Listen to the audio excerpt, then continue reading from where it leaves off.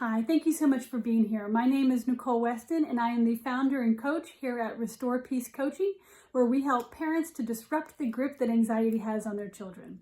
We do that through one-to-one coaching, retreats, and Paint Your Peace quests, which is what we'll be doing today. The reason that we do painting quests, and particularly we connect it to nature, so today we'll be painting a mountain, is because one, mountains have much to teach us if we just listen and allow ourselves to embody the lessons from a mountain. But two, because when we are painting, we are able to quiet the mind and to listen to ourselves. When parents are facing struggles with their children because of anxiety or OCD, oftentimes what they are doing is no longer working, and that's why they're struggling. And so we have to be able to let go of what's not working, tune into what's not working. Oftentimes it's connected to belief systems that are no longer serving us, that we must get rid of in order to allow for the new information or new ways of parenting and being to come to us. So that's what we're going to be working on today. This is not about the final product. This is about the process. So while you are painting your piece, what I ask from you is that you do it in silence.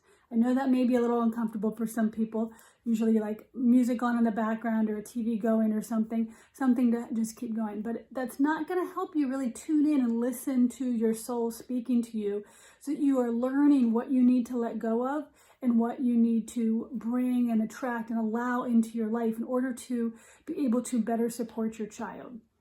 So we're going to get started.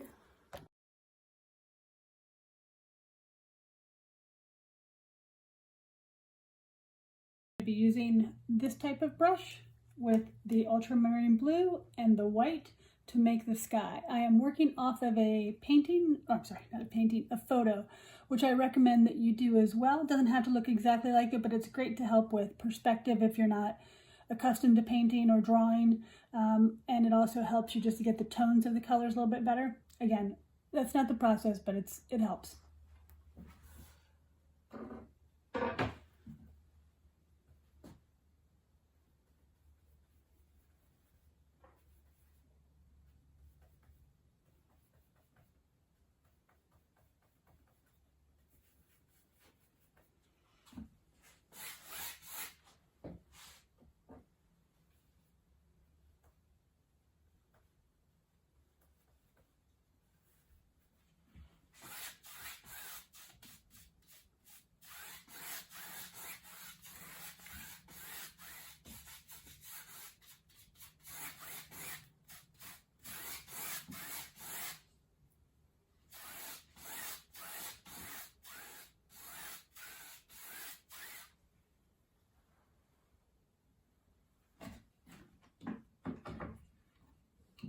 Okay, I just realized that the painting I'm doing is vertical, so I'm going to turn this around and start that way. Okay, I have put on the blue. I've corrected the direction of the canvas. So what I've done, this picture is a little darker over here. This is actually going to be a river or a stream coming through that's going to kind of reflect the sky, so I just put some there. This is the first step, and then we're going to put our mountain in, then we're going to build some trees around it and go from there. Okay, we're getting ready to start the mountains, and for the mountains we're going to blend some of the blue with some black, teeny bit of white, just to so you get it to a color that works for you. I'm trying to make it look a little bit more dark and in the distance with a little of a blue hue to it.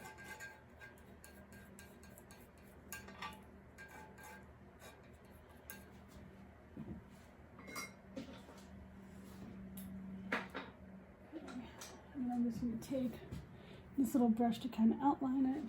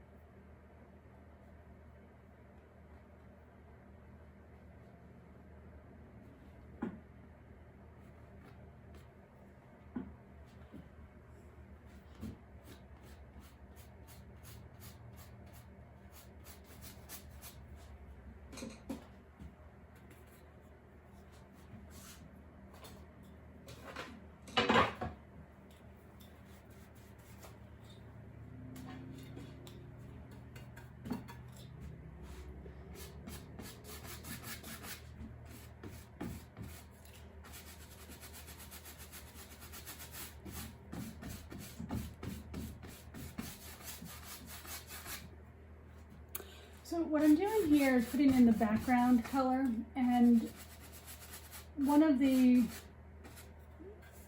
things I like to do is put a darker color in first. Now, when you're thinking of mountains, one of the nice things, one of the truths about mountains is that there are lots of shadow places. There are a lot of areas, you know, if you've ever hiked on a mountain, where you get beautiful vistas, but then there's a lot of areas that like really never get the sun. They're in crevices or canyons, and there's a lot of shadowy places, a lot of cold places, a lot of places that sometimes even have some like eerie feelings to them. So as you're painting your mountain, think about those parts of you. What are the shadow parts of you? There are parts of us that are driving our behavior and what we're doing that we're not even aware of. And once we uncover what those of, once we uncover and bring to our awareness what some of those shadows are, we can let them go in terms of how they are influencing our behaviors, which with our children can impact them.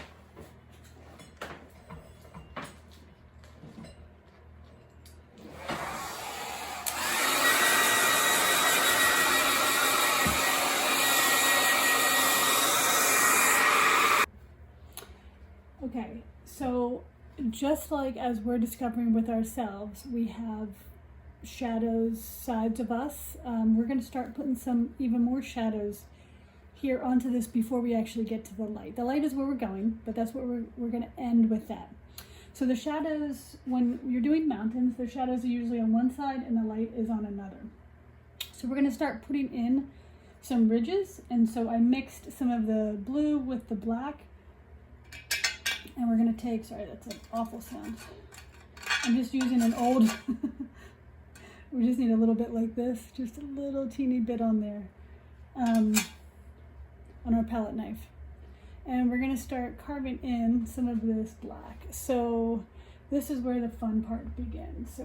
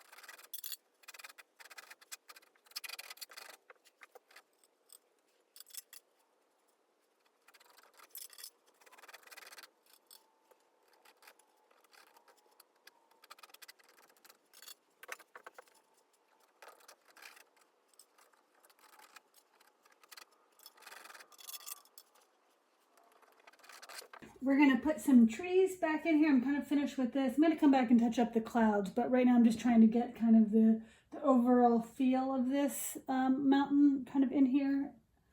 And we're going to put some trees in the background before we do the lake. So I mixed some green with some black and some of the blue, and this is the color that I have right here.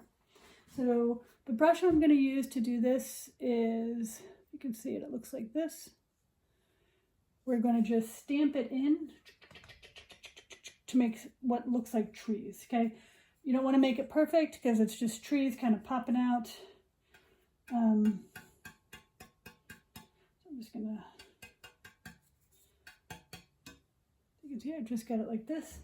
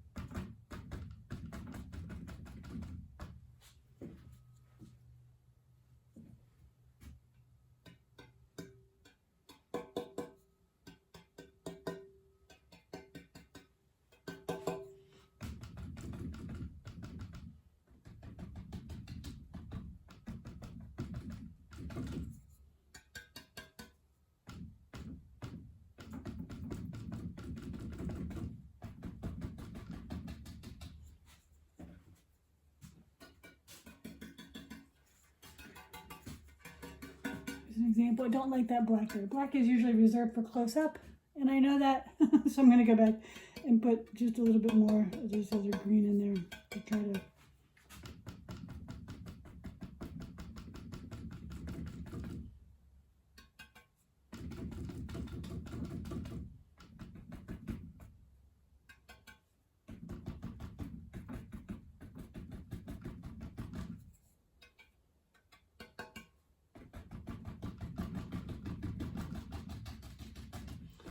Again, these babies are only in the background. They're not going to even be our focal point here soon. So we're going to...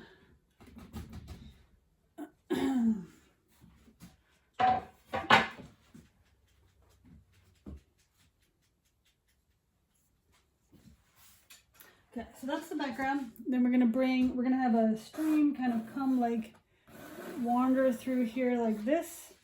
So we're going to block off some of our areas that are going to be stone, and for that I'm just going to use some light, make it with some gray.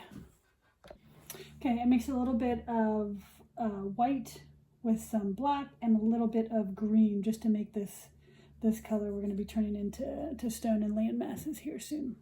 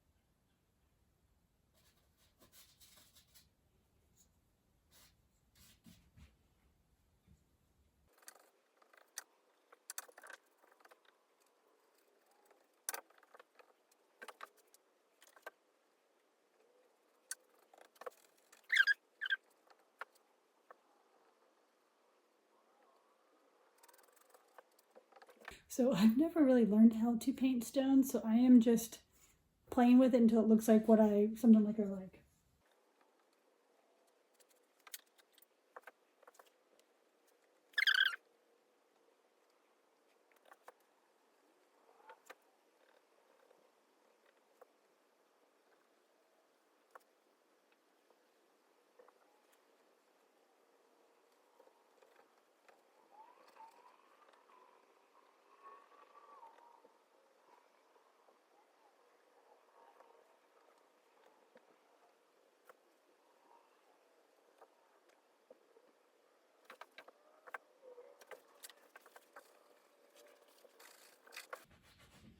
So here's an example right here of where I just overdid it. I kept putting paint on, I kept putting paint on. So this is a great opportunity for me to think. I'm looking at perfectionism here, I think, is what's happening with me. I'm trying to get this rock just perfect when the rock is really more a part of the whole image. So I'm zeroing in on one thing to the detriment of getting the whole image down. And so if you find yourself doing that as well, just think about where that shows up in your life too. When do you focus in on one thing in particular with your child? When is it, that you're too much and you're perseverating on it, that you need to let it go? Listen to that kind of thing.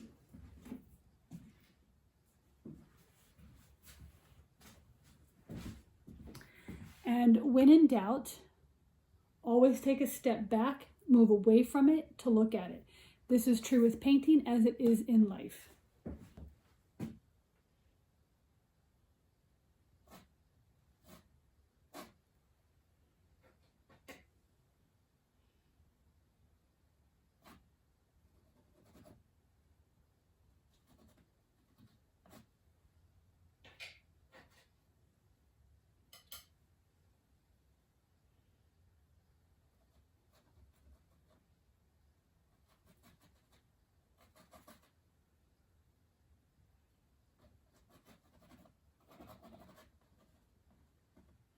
And this was the solution. I had the wrong tool.